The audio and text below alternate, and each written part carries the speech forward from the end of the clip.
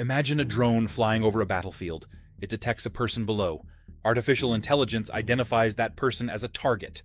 The machine calculates the distance, chooses the weapon, and then it attacks. But here's the disturbing part. No human being gives the final command. No soldier presses the button. No commander makes the decision. The machine does. That scenario sounds like science fiction.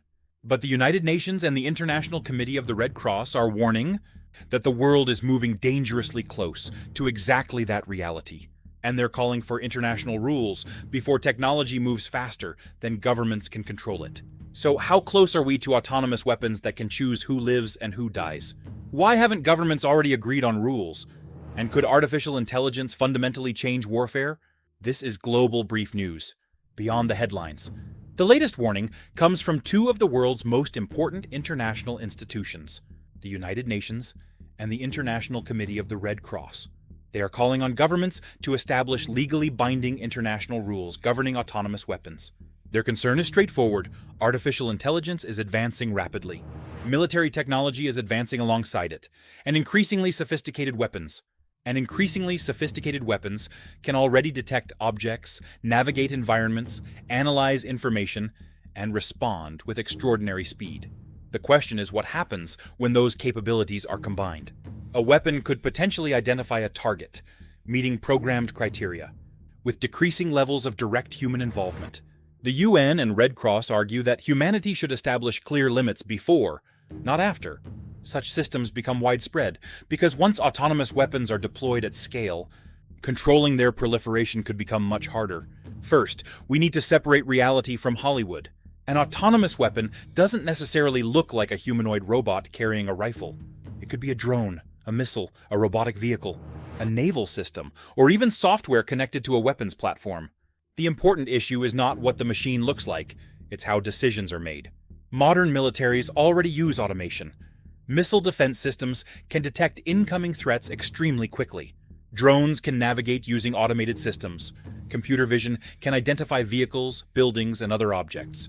Artificial intelligence can analyze huge quantities of surveillance information much faster than humans. But there is a crucial distinction between a machine helping a human make a decision and a machine making the lethal decision itself. That is the line at the center of today's debate. How much human control should always remain before lethal force is used?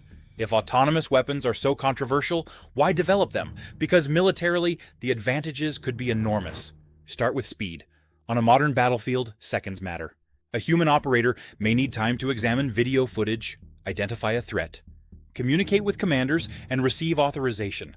An AI system can process information almost instantly. Then there's scale. Imagine hundreds or thousands of inexpensive drones approaching simultaneously. A human cannot control every drone. Autonomous coordination is required. Communicate and adapt collectively. Then there's electronic warfare. If communications are jammed, a remotely controlled drone may lose contact with its operator. A more autonomous system could potentially continue its mission without a permanent communication link. And finally, there is manpower. Machines don't become tired. They don't panic. They don't need food. They don't panic. They don't need food. One rejects AI weapons, but its rival develops them. Suddenly, the first country worries, developing similar technology. Imagine one country decides, we will not develop autonomous weapons, but its rival does. Suddenly, the first country worries that it could fall behind, so it begins developing similar technology. Then another country sees both of them doing it, and it joins the race. Soon, nobody necessarily wants fully autonomous weapons, but everybody fears being the only military without them. We've seen versions of this dynamic before. Nuclear weapons, missiles, cyber, and now AI. The United States, China, Russia, and other military powers are all investing heavily in artificial intelligence and autonomous systems. And commercial technology makes this race particularly complicated. Many important AI technologies weren't originally created for weapons. Computer vision, navigation software, machine learning, robotics, advanced chips. These technologies can have perfectly peaceful applications, but they can also be adapted for military purposes. That makes controlling them far harder than controlling something designed exclusively as a weapon. Now consider the fundamental weakness. AI systems can make mistakes. We've already seen artificial intelligence incorrectly identify images, misinterpret information, invent facts. Fail when circumstances differ from its training data.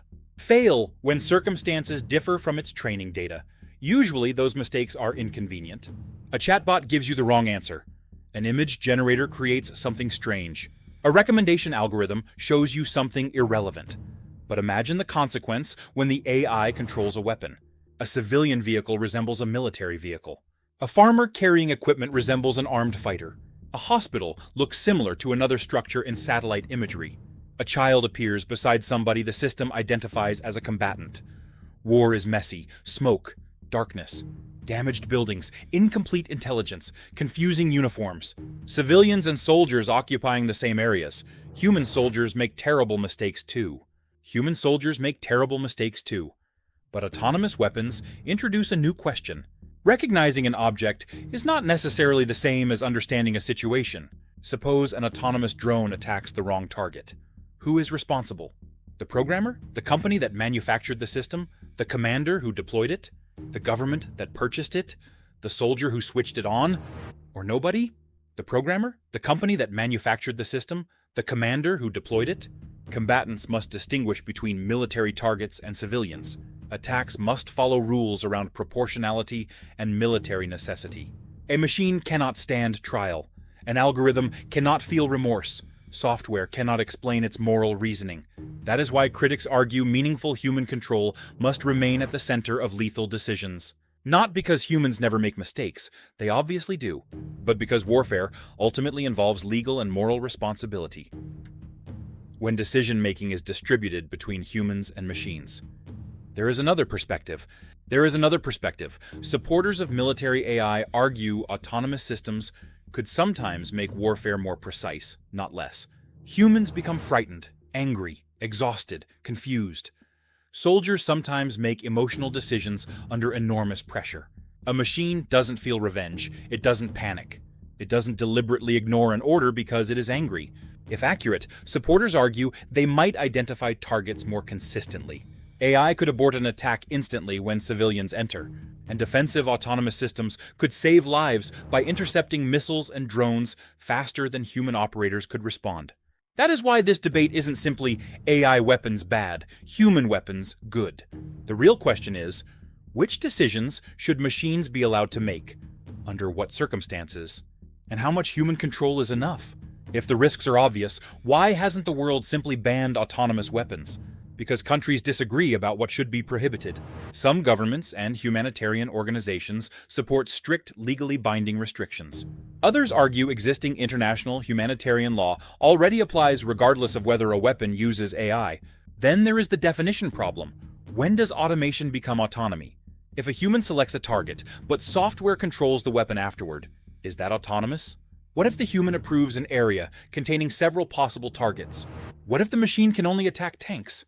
What about missile defense systems that must respond in fractions of a second? Technology doesn't fit neatly into simple categories, and major military powers are reluctant to accept rules that could restrict technology. They believe their rivals may continue developing.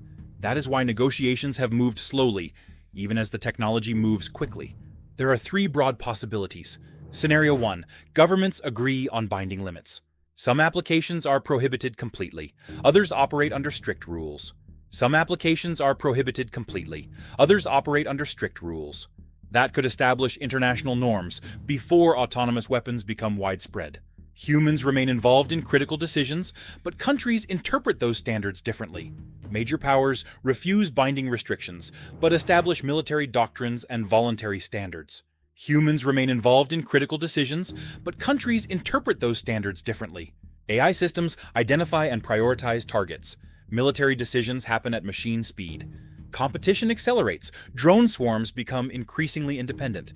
AI systems identify targets. Military decisions happen at machine speed. And governments become afraid to slow down because their rivals might gain an advantage. Human beings have always invented new ways to fight wars. The bow, the gun, the aircraft, the missile, the nuclear bomb. Every major technological leap changed what warfare looked like. Artificial intelligence may be different for one fundamental reason. Previous weapons changed how humans killed. Autonomous weapons could change who makes the decision to kill. And once that decision moves from a human mind into an algorithm, Humanity crosses a line that may be extremely difficult to cross back. The question isn't whether artificial intelligence will become part of warfare.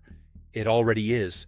The question is how much control humans are prepared to surrender, and whether governments can agree on the answer before machines become capable of answering it for us. This is Global Brief News, Beyond the Headlines.